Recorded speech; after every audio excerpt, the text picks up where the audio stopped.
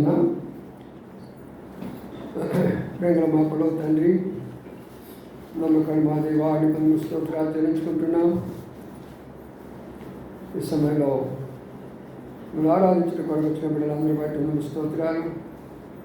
చక్కని పాటలతో ప్రభా మేము మిమ్మల్ని పాటల కొరకై మీకు ఇచ్చిన అవకాశం బట్టి నువ్వు స్తోత్రాలు.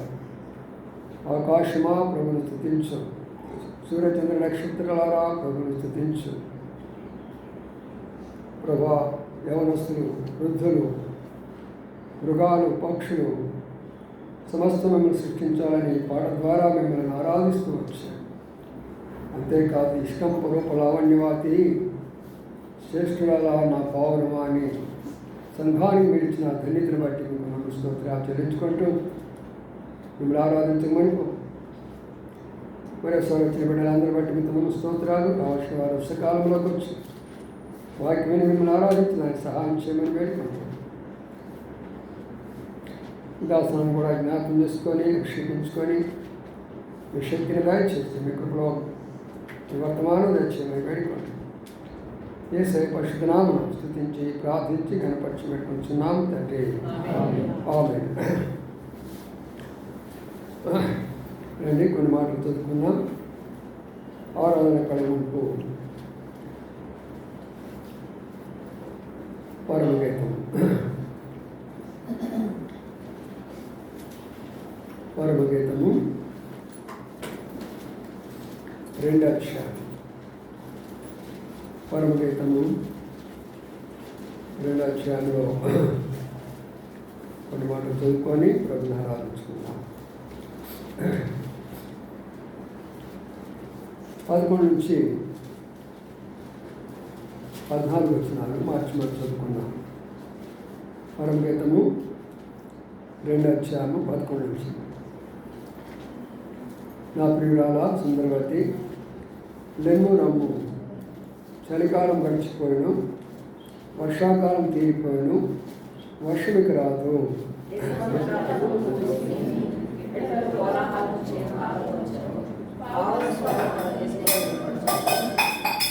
అందరపు కాయలు పద్మవుతున్నవి, ద్రాక్ష చెట్లు పూతపట్టి సువాసన ఇస్తున్నవి. నా ప్రియురాల సుందరవతి, లెమ్ము రమ్ము.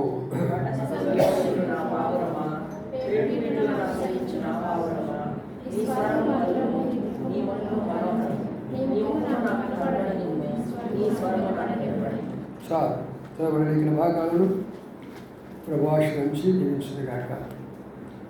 ఆరాధన కొరకైనటువంటి మరి గ్రంథాల్లో మరి పాత నిబంధన కాలంలో కీర్తనలో ఎక్కువ సందర్భాల్లో ఆరాధన గురించి రాయబడుతూ వచ్చింది. అలాగే పరమగీతంలో కూడా చాలా అద్భుతమైన రీతిగా, చాలా ఆత్మీయ రీతిగా మరి ఆరాధన గురించి రాయబడుతూ వచ్చింది. అందుకని చాలామందికి పరమగీతం అంటే అర్థం కాదు. మరి ఏదేదో అనుకుంటారు పరమగీతం అంటే. అందుకని అది ఆధ్యాత్మిక చింతన గలవారు, ఆత్మాభిషేకం కలిగిన వారు మాత్రమే దానిని బోధించగలరు, చెప్పగలరు. అందుకనే ఇందులో చాలా విషయాలు ఉన్నాయి. మన ఆరాధన కొరకై కృత్రిమగా కొన్ని మాటలు చూసుకుందాం. ఇక్కడ నా ప్రియురాల సుందరవతి, లెమ్ము రమ్ము అనే మాటను మనం ప్రారంభించాము. నీ స్వరం మధురము, నీ ముఖం మనోహరము, నాకు కనబడనిమ్ము, నీ స్వరం నాకు కనబడనిమ్మని దాంతో ముగించాము. అంటే ప్రభు ఏమంటున్నాడు ఇక్కడ, ప్రియురాలంటే సంఘం, సుందరవతి అంటే ఆత్మీయమైనటువంటి సౌందర్యం. కొన్నిసారి మనం చూస్తూ వచ్చాం ఆత్మీయమైన సౌందర్యం అంటే ఎలాగా ఉండాలో, ఆ దీన మనసు, ఆ తగ్గింపు, గుణమైన అక్షయాలంకారం, మృదువైనటువంటి అలంకారం, అవన్నీ కూడా కొన్నిసారి మనం చూస్తూ వచ్చాం. అందుకని ఇక్కడ పిల్లారా, మరి ఆ సుందరవతి అనగా దేవుని యొక్క సంఘంలో ఉండవలసిన గుణగణాలు, దేవుని సంఘంలో ఉండవలసిన లక్షణాలు, ఆ లక్షణాలు కలిగినటువంటి సంఘాన్ని చూసినప్పుడు ఆ పరమప్రియుడైనటువంటి ప్రభునేశ్వర క్రీస్తు వారు ఇక్కడ లేను లేచి రా నా దగ్గరకు, లెమ్మని చెప్తున్నాడు, తిరిగి రమ్మని చెప్తూ ఉంటున్నాడు. అనగా ప్రియమైన సోదరులారా, ప్రభు యొక్క ఆహ్వానం అది. ప్రభు యొక్క ఆహ్వానం దేని కొరకు? నీ స్వరము నాకు వినబడాలా, నీ ముఖం నాకు కనబడాలా. అంటే దాని అర్థం ఏంటంటే, దేవుని సన్నిధిలోకి వస్తే మన ముఖాలు ఆయన చూస్తూ వస్తారు. వీళ్ళ ముఖాల్లో ఏమున్నది? సంతోషం ఉన్నదా, సమాధానం ఉన్నదా, ఏడ్పు ఉన్నదా, దిగులు ఉన్నదా, కోపం ఉన్నదా, తాపం ఉన్నదా, ప్రశాంతత ఉన్నదా అని ప్రభు మన ముఖాలు చూస్తారు. రెండవదిగా మన స్వరము కూడా ఆయన వినాలని కోరుతుంటున్నారు. వీళ్ళు ఏం చేయబోతున్నారు? నన్ను అడగబోతుంటున్నారా? వారి మాటల ద్వారా నాకు ప్రార్థన చేయబోతున్నారా, విజ్ఞాపన చేయబోతున్నారా, లేక ఆరాధన చెల్లించబోతున్నారా, లేక కృతజ్ఞత భావంతో కృతజ్ఞత చెల్లించబోతున్నారా? ఏమిటి ఆ స్వరం? కాబట్టి ప్రియమైన సోదరులారా, అందుకొరకే మనము దేవుని యొక్క సన్నిధిలోకి ప్రభువు లేపుతున్నాడు, ఆయన తీసుకొని వచ్చాడు. మన ముఖాలు ఆయన చూస్తున్నాడు, అదే సమయంలో మన స్వరము కూడా ఆయన వింటూ ఉన్నాడు. దానికి తగినటువంటి విధానంలో ఆయన మనకు ఇచ్చే ఆశీర్వాదం కూడా మనకి ఇస్తూ ఉంటున్నారు. అది ఎవరు చేయగలరు పనులు అంటే, మనం చదువుకున్న మాటలను చూసుకుందాం. చదవండి. ఇప్పుడు 11 వచ్చినాము. అంజూరపు కాయలు పక్వమగుచున్నవి, ద్రాక్ష చెట్లు కోతబట్టి 11 నా ప్రియురాల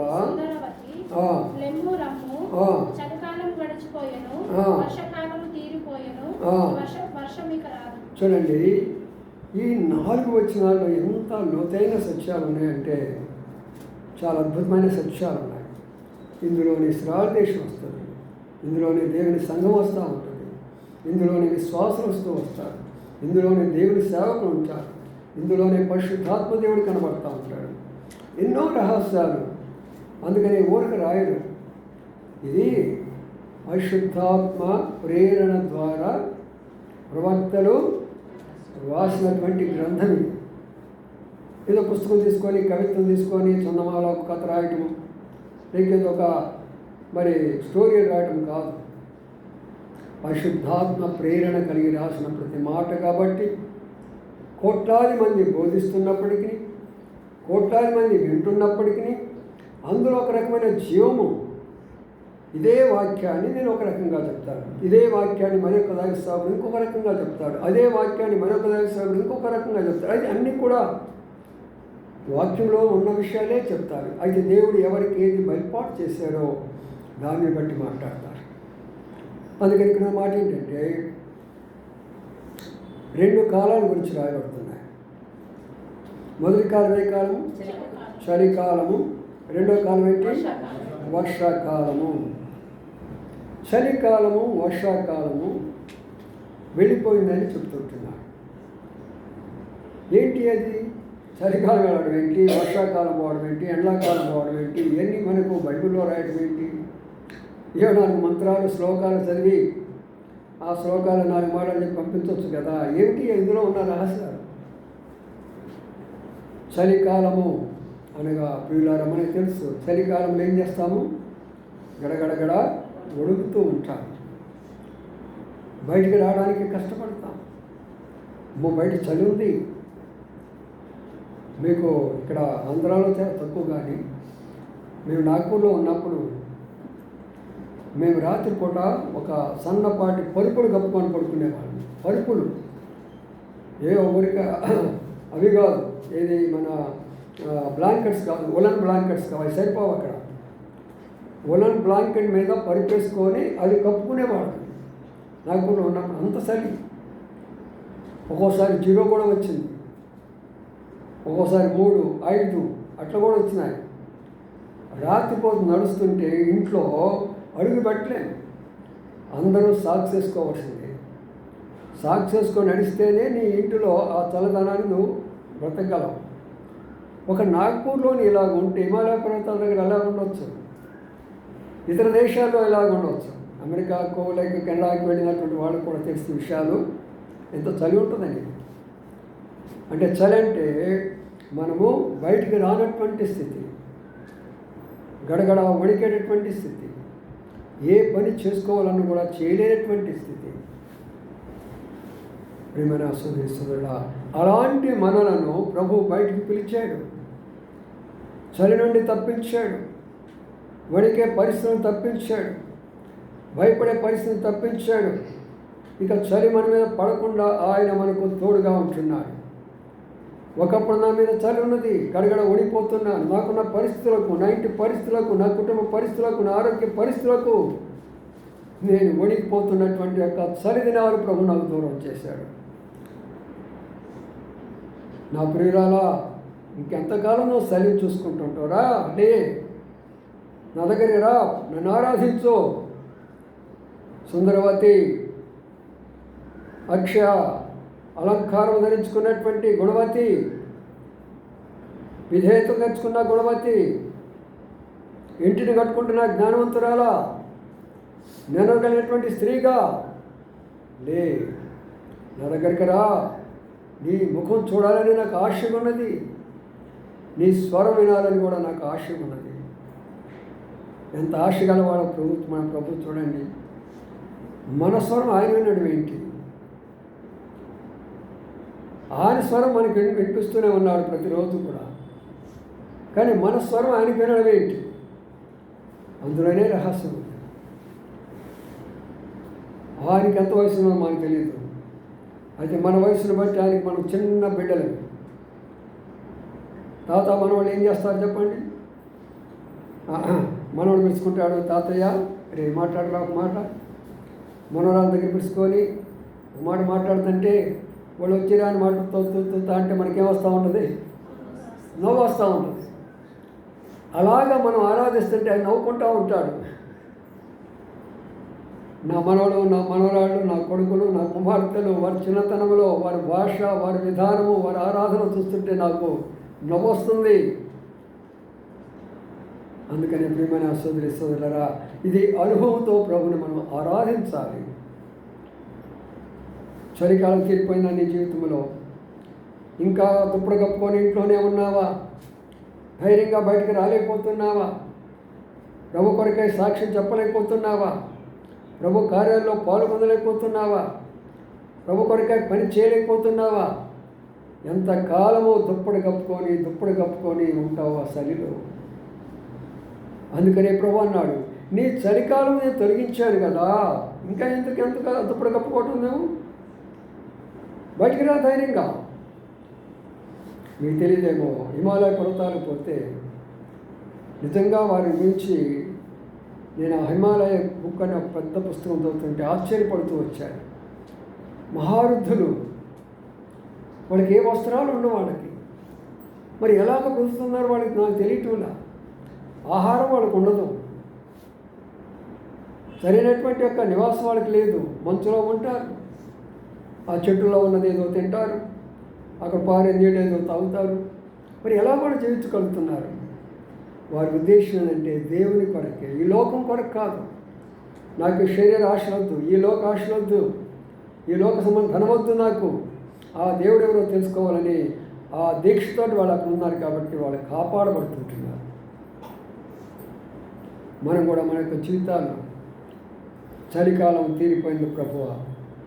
ఒకప్పుడు బయటికి రాలేకపోయినాను ధైర్యంగా, ఒకప్పుడు ధైర్యంగా వచ్చి నేను ఆరాధించలేకపోయినాను, ఒకప్పుడు ధైర్యంగా నీ కొరకే సాక్ష్యం చెప్పలేకపోయినాను, దుప్పటి కప్పుకొని ఇంట్లోనే ఉన్నాను.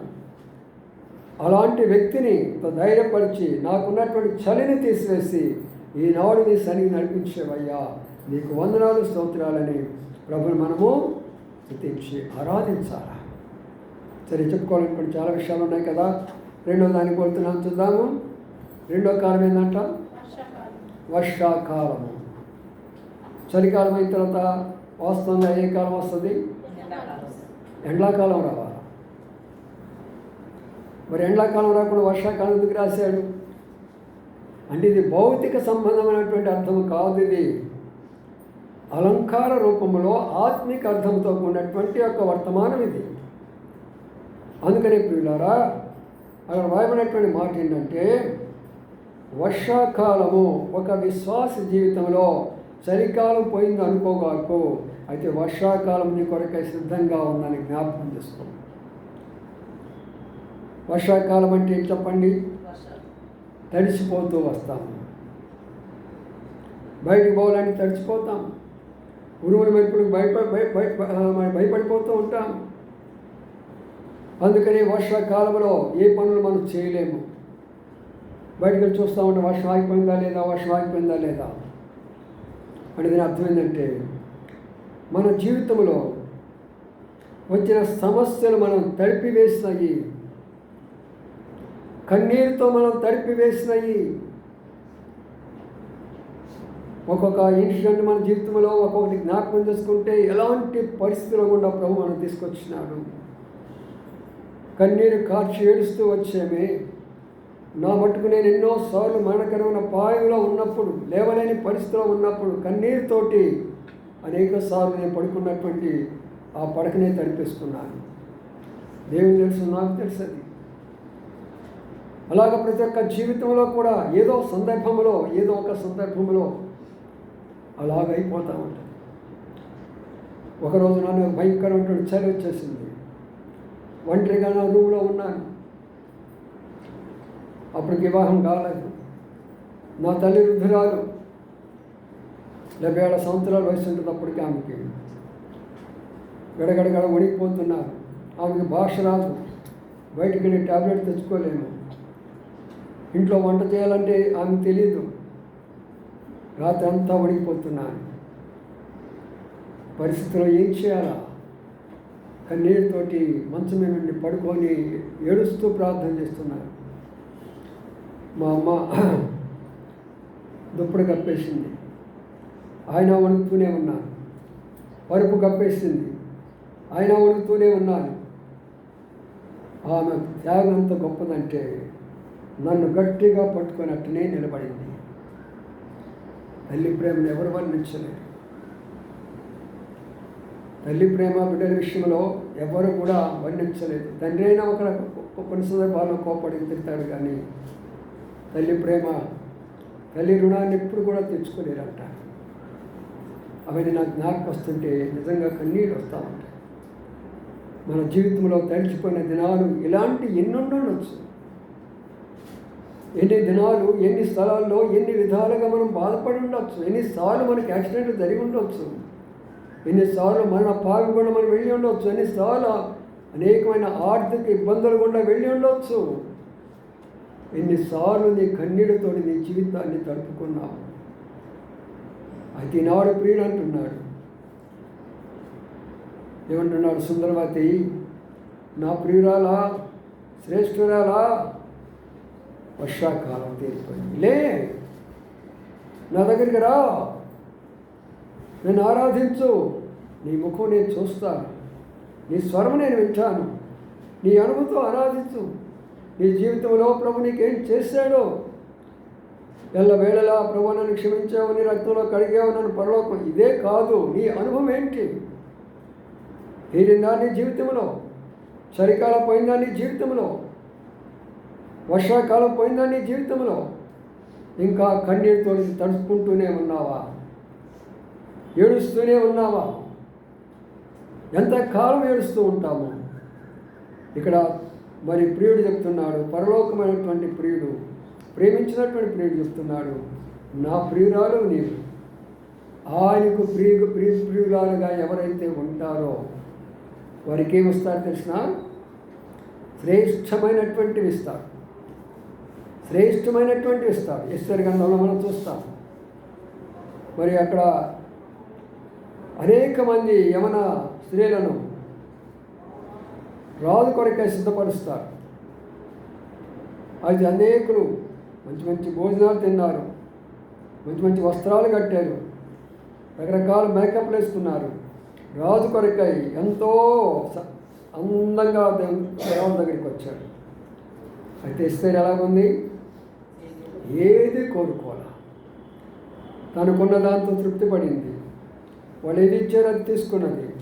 ఒక సామాన్యమైనటువంటి యవన బిడ్డగా రాజు ముందు చూస్తే రాజు యొక్క హృదయం అంతా కరిగిపోయి వీరందరిలో కూడా ఎస్తేరుని రాణి చేయమని చెప్పాడు. ఎందుకు చెప్పాడు ఆ మాట? ఎందుకు ఇచ్చాడు ఆయన స్థానం? ఏం చూశాడు ఆమెలో, నీలో నాలో అదే చూస్తాడు.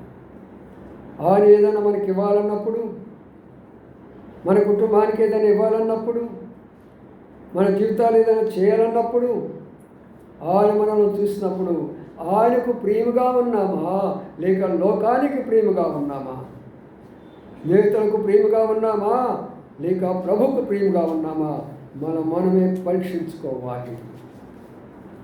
నా ప్రియమైన సోదరి సోదరులారా, ఇరవై కాలం ప్రభుని ఆరాధించమంటూ ఆయనకు ప్రియమైనటువంటి జీవితంలో జీవిస్తూ, నా జీవితంలో చలికాలం దాటిపోయింది ప్రభువా, నా జీవితంలో వర్షాకాలం దాటిపోయింది అయ్యా. ఆ తర్వాత ఏమొచ్చిందో చూద్దాం రండి. తర్వాత వచ్చిన చూద్దాం, చదవండి. దేశమంతటా పువ్వులు పూసి ఉన్నవి, పిట్టలు కోలాహలం చేయ కాలము వచ్చెను. 12 వచ్చింది. దేశమంతటా పువ్వులు పూసినవి, పిట్టలు కోలాహలం కాలం వచ్చెను, పావుర స్వరము. చూడండి, ఇది ఒక అద్భుతమైన వర్తమానం. అదొక వర్తమానం అయితే ఇదొక వర్తమానం. ఇక్కడేమంటున్నాడు, దేశమంతటా పువ్వులు పూసినవి అని అన్నాడు. దేశంలో పువ్వులు పూసామా, ఇంకేమొచ్చింది? పువ్వు దేనికి సాదృశ్యము? నేను లోయలో పుట్టు పద్మము వంటి దానము. ఒక్కొక్క విశ్వాసికి సాదృశ్యము ప్రియులారా.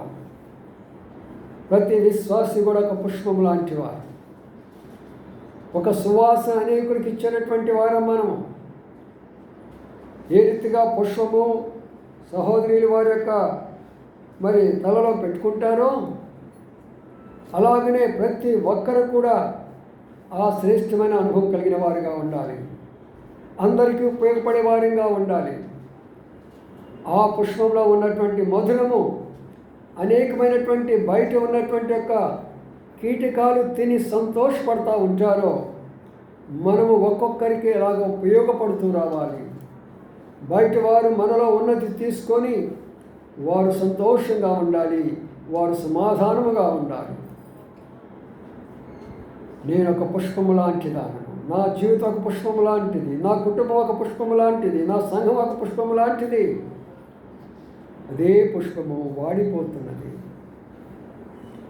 ఏ పుష్పమైతే వికసించిందో, ఏ పుష్పమైతే అనేకులను ఆకర్షించిందో, ఆ పుష్పం ఏమైపోతుంది చివరికి? భక్సింగ్ గారిని చూసినప్పుడు అదే మన జ్ఞాపకం వస్తుంది. ప్రపంచాన్ని ఆకర్షించిన ఆయన, కోట్లాది ఆత్మలను ప్రభువును నడిపించినటువంటి ఆయన చివరి దినాల్లో ఎంతగా వాడిపోయినాడో ఆయన యొక్క జీవితాన్ని చూసుకుంటే ఏడుపు వస్తుంది ప్రియులారా. ఎంతగా ఆయన వాడిపోయినాడు చెప్పలేము, చూడలేము. లేవలేని పరిస్థితి, తినలేని పరిస్థితి, తినలేకపోతే ఇంజెక్షన్ ద్వారా ఆహారం ఇచ్చేవాళ్ళు ఆయన. తినడానికి నోరు లేకపోతే ఇంజెక్షన్ ద్వారా లోన ఆహారం పంపించేవాడు. ఏ పుష్పమైతే అనేకులను ఆకర్షిస్తూ వచ్చిందో, ఏ పుష్పం ద్వారా అనేకులకి ఆహారం ఇస్తూ వచ్చిందో, అదే పుష్పము వాడిపోతూ వచ్చింది. అందుకనే కాలం ప్రభుని ఆరాధించమను. ప్రభు కొరకు మనం వాడిపోతున్నామా? ప్రభు నీ కొరకు నేను వాడిపోతున్నాను. ఈనాడు ప్రభు నా యొక్క జీవితం అంతా కూడా నీ కొరకే వాడిపోయినాను. నా ఆరోగ్యం పోయిందా? నీ కొరకే. నా ఆస్తిని పోగొట్టుకున్నానా? నీ కొరకే. నా పేరు ప్రఖ్యాతులు పోగొట్టుకున్నానా? నీ కొరకే. నా ఉద్యోగాన్ని పోగొట్టుకున్నానా? నీ కొరకే. నా బంధువులు పోగొట్టుకున్నానా? నీ కొరకే. ఏది నేను పోగొట్టుకున్నానో సమస్తము నీ కొరకే ప్రభువా, నీ కొరకే ప్రభువా. వాడిపోయినాను ప్రభు అని ఆరాధన చేయగలమా? ఎంతమంది ఇలాంటి ఆరాధన ఉందో చెప్పండి నాకు. ఎంతమంది చేయగలరు ఈ ఆరాధన యొక్క అనుభవం? వాడిపోతే నీవేమైపోతున్నావు? ఆయన తిట్టుకుంటున్నావు, నాకెందుకు ఇది వచ్చింది అనుకుంటున్నావు, ఆయన దూషిస్తున్నావు, ఎందుకు నా కుటుంబం ఎట్లయిపోయింది, నా జీవితం ఎందుకు అయిపోయిందని అవిశ్వాసం అయిపోయినాం. కానీ ప్రభువా, నేను నా కుటుంబము నీ కొరకై వాడిపోయినాం ప్రభు అని నోటితో ఆరాధన చేస్తే ప్రభు ఏమంటాడు? నీ ముఖము మనోహరము, చూడడానికి చాలా అందంగా ఉన్నావు, నీ స్వరము నాకు వినబడాలి. ఇక్కడికి వచ్చింది దేనికి మనము?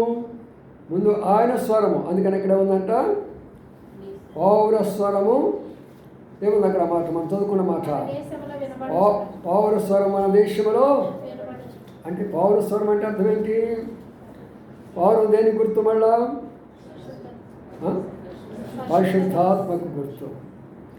ఇంకా ఈ దినాల్లో కూడా పరిశుద్ధాత్మ ద్వారా బోధించేవారు కొందరు ఉన్నారు.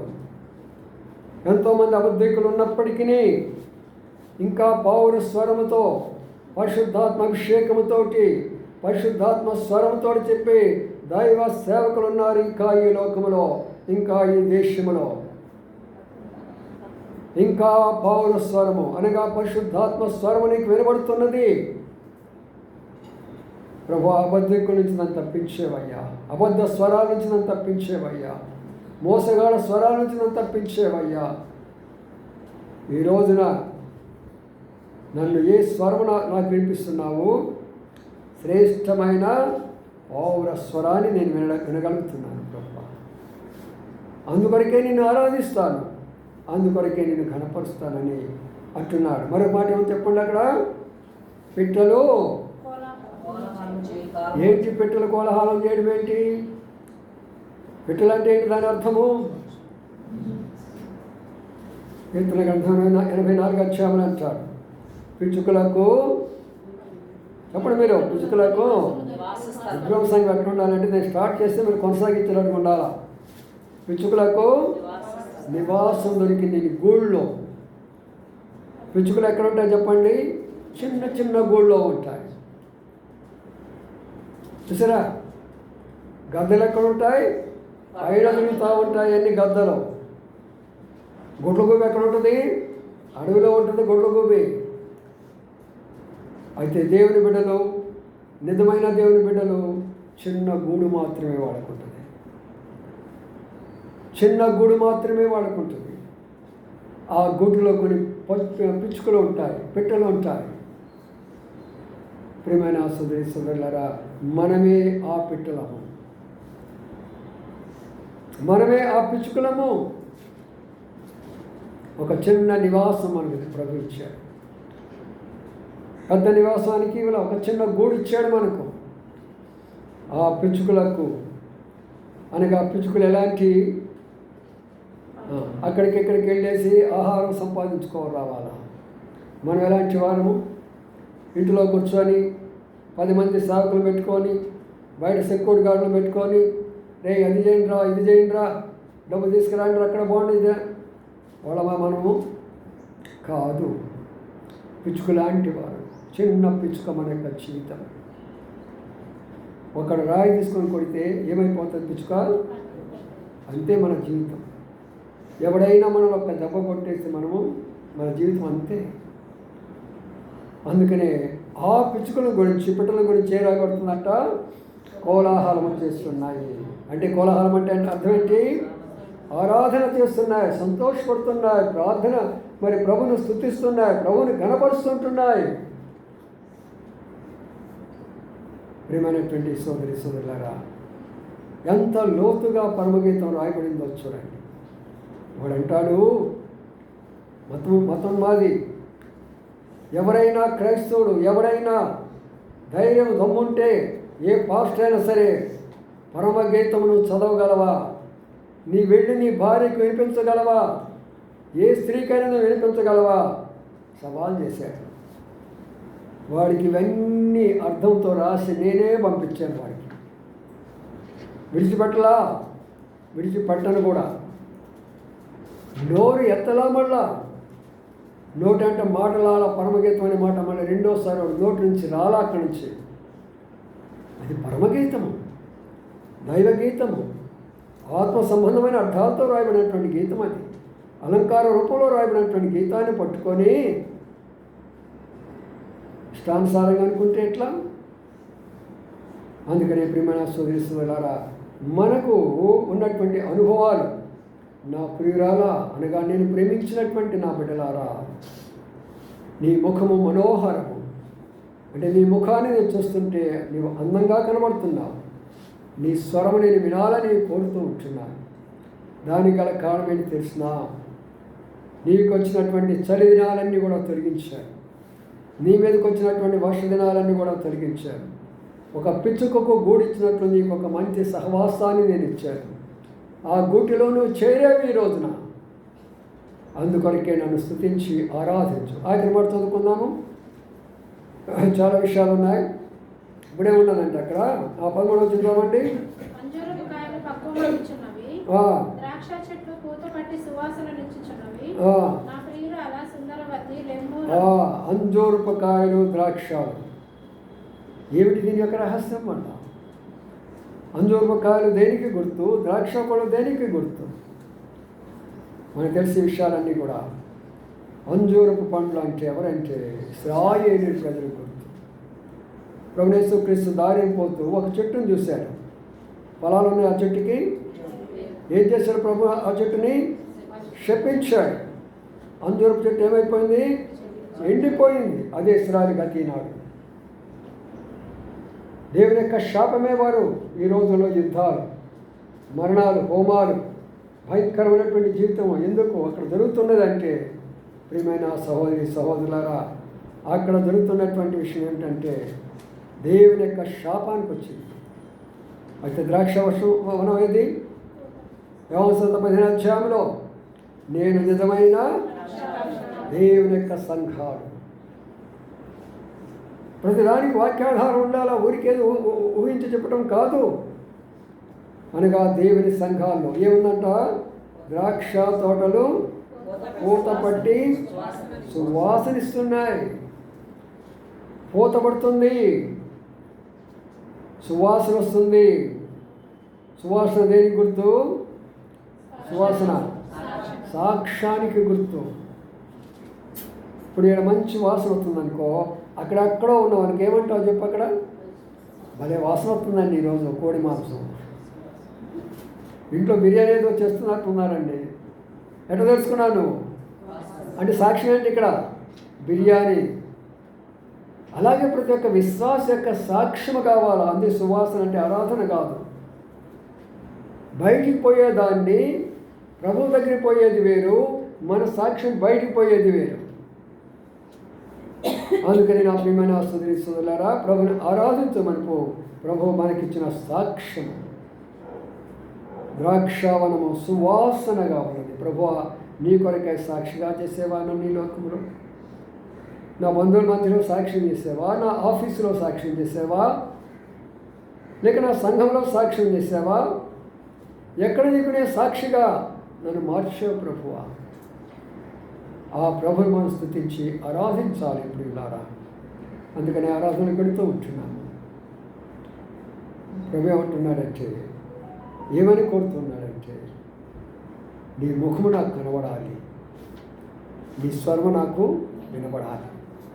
దానికి నేను చేసినటువంటి కార్యాలు లేవా? నేను ఊరికనే ఆరాధించమని చెప్తున్నానా? నేను ఊరికనే స్తుతించమని చెప్తున్నానా? లేదే. నీ కొరకని నేను చేశాను. నీ మీదకి వచ్చిన చలి దినాలన్నీ తొలగించి వేసేసాను. ఎవరికైతే చలి దినాలు పోయి వాళ్ళందరూ ఆరాధించండి. అది నీ అనుభవం యొక్క ఆరాధన. ప్రభు, ఒకప్పుడు నేను ఎంత చలిలో వణుకుతూ ఉండేదానిని. అయితే చలిలో నుంచి నన్ను బయటికి తీసుకొచ్చావు ప్రభువా. అందుని బట్టి నీకు వందనాలు, స్తోత్రాలని ప్రభుని ఆరాధిస్తాము.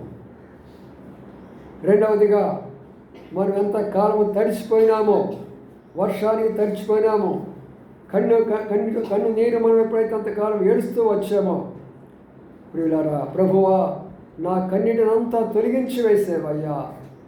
వర్షాకాలం నా జీవితంలో దాటిపోయింది ప్రభువా. అందుని బట్టి నేను స్తుతిస్తున్నానని దానిని బట్టి స్తుతించు. మూడవదిగా ఏమన్నాడు అక్కడ? చదువుకున్నాం మనము. మూడో మాట ఏం చూసాము? అంజూరపు కాయలు లేదు, పెట్టెలు కోలాహలము చేస్తున్నవి, పుష్పాలు పూస్తున్నవి. అయ్యా, నన్ను పుష్పముగా మార్చావు. నీ కొరకు ఒక సువాసన, నీ కొరకై వాడిపోయే జీవితము, ఒక పుష్పంలాగా నీకు ఆకర్షించే జీవితము అలాగ నన్ను చేసినందుకు నీకు వందనాలు ప్రభువా అని ప్రభువును స్తుతించు.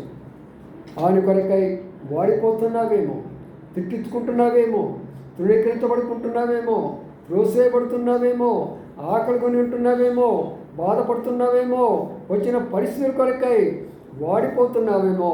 ప్రభువా నీ కొరకై వాడిపోతున్నాను, నీ కొరకై వాడిపోతున్నాను, అందుని బట్టి నీకు వందనాలు స్తోత్రాలని ప్రభుని ఆరాధించుకుందాం.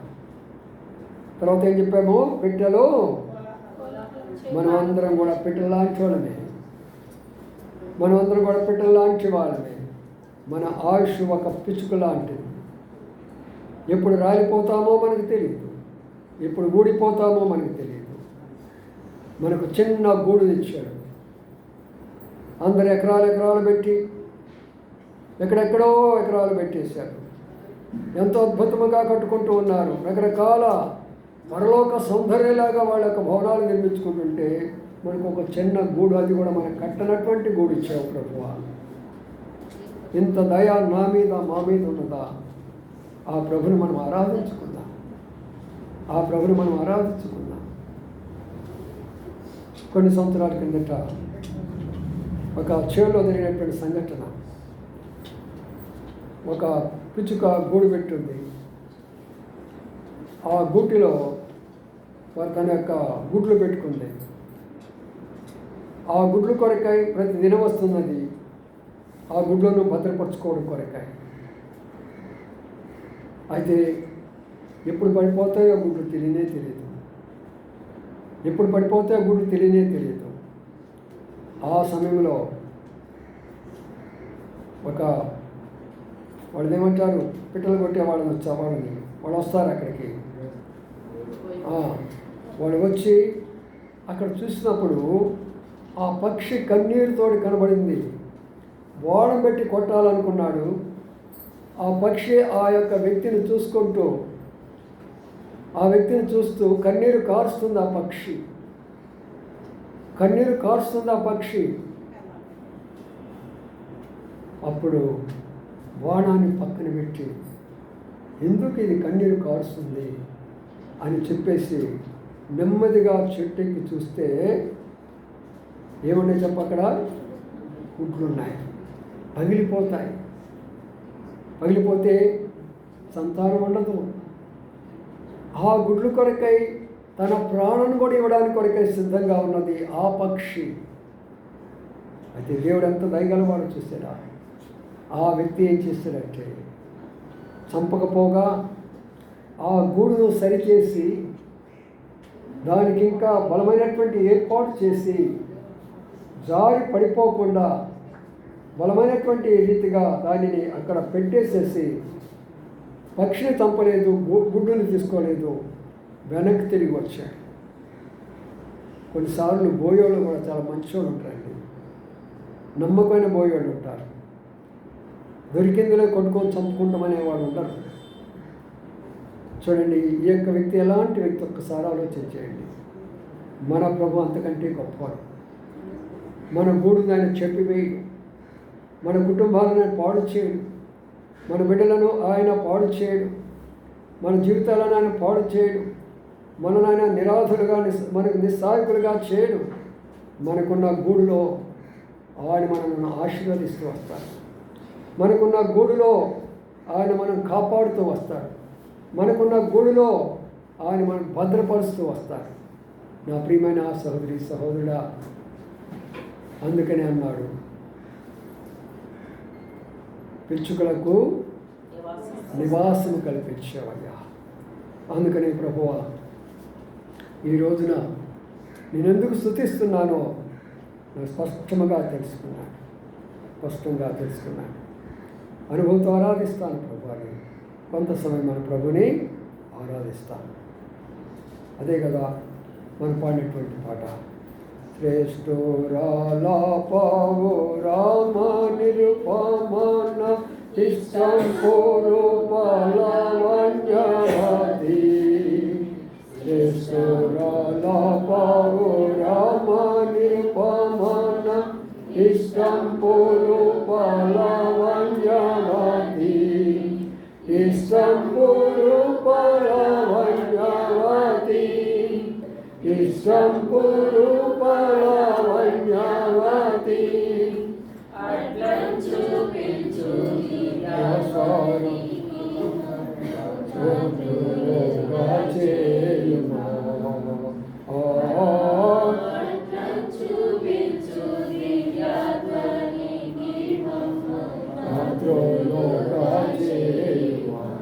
రెండు ఆరాధనకు వెళదాము.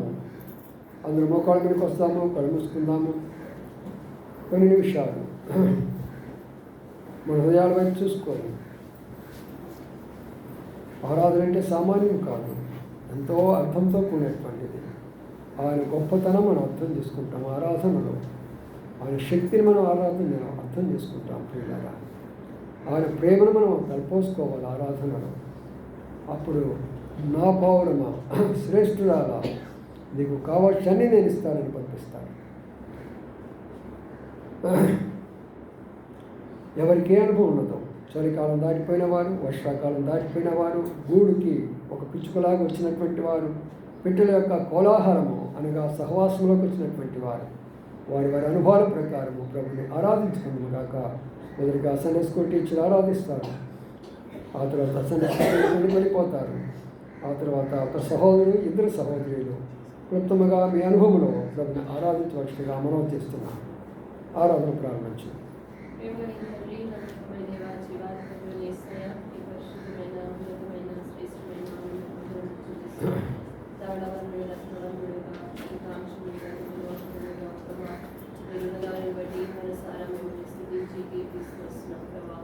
నాయన మరి తండ్రి ప్రియమైనటువంటి దేవుడుగా ప్రాణం పెట్టిన దేవుడుగా మీరు దాన్ని బట్టి స్థుతిస్తున్నాను నాయన.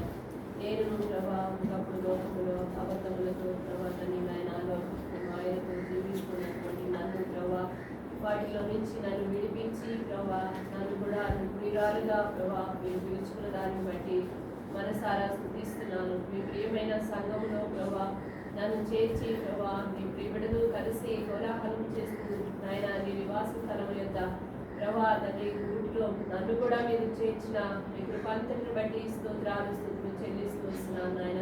నా యొక్క ప్రభా తండ్రి మరి నాయన వేదనను దుఃఖాన్ని కన్నీటిని ప్రభా అయా తుడిచే దేవుడుగా మీరు ఉన్నదాన్ని బట్టి స్తోత్రాలు చెల్లించి స్తుతిస్తూ వస్తున్నాను తండ్రి. అంతేకాదయ్యా ప్రభా ద్రాక్షవల్లిగా ప్రభా మీరు ప్రభా తండ్రి నాయన ఉన్నందుకు నాయన ఆ ద్రాక్షవల్లిలో నన్ను కూడా చేర్చినందుకు ప్రభా మీరు స్తుతించి కీర్తిస్తూ వస్తున్నాను నాయన. శ్వాసన కలిగిన జీవితముగా ఒక క్రైస్తవురాలని ప్రభా క్రీస్తును కలిగిన బిడ్డగా నేను జీవించాలని మీరు తెలియపరుస్తూ ప్రభా అటు విధానంలో నన్ను నడిపిస్తూ ప్రభా నేను స్తుతించి ఆరాధిస్తూ క్రీస్తుకు బిడ్డగా ప్రభా నన్ను కనబరుస్తూ వస్తున్న దాన్ని బట్టి స్తోత్రాలు చెల్లించి కీర్తిస్తూ వస్తున్నాను తండ్రి.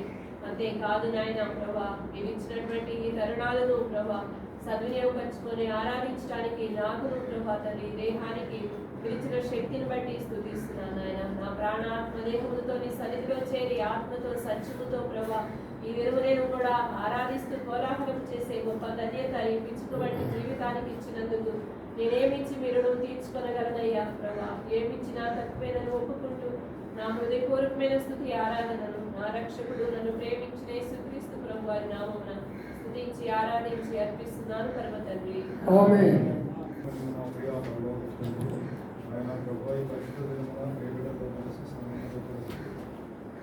ఆరాధన చేయడానికి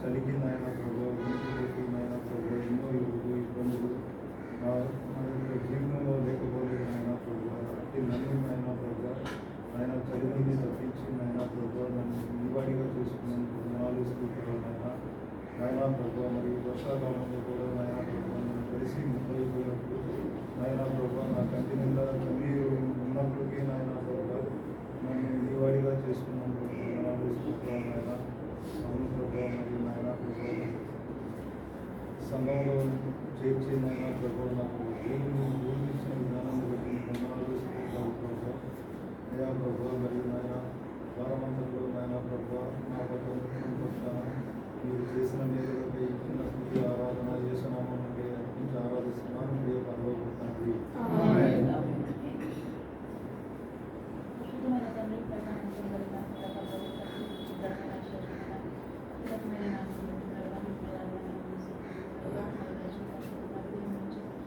ప్రభుత్వం వరకు కాచుకోవాలి క్షేమాన్ని కలుగుతుంది రక్షించుకోవచ్చు తండ్రి సన్నిధి ప్రభావ రక్షించిన ధనం అల్పురాన్ని యోగ్యాన్ని కల్పించాలని పంచాన్ని నేను నన్ను చూసుకుని ప్రభావ సన్నిధిలో ప్రభావ రావడానికి ప్రభావ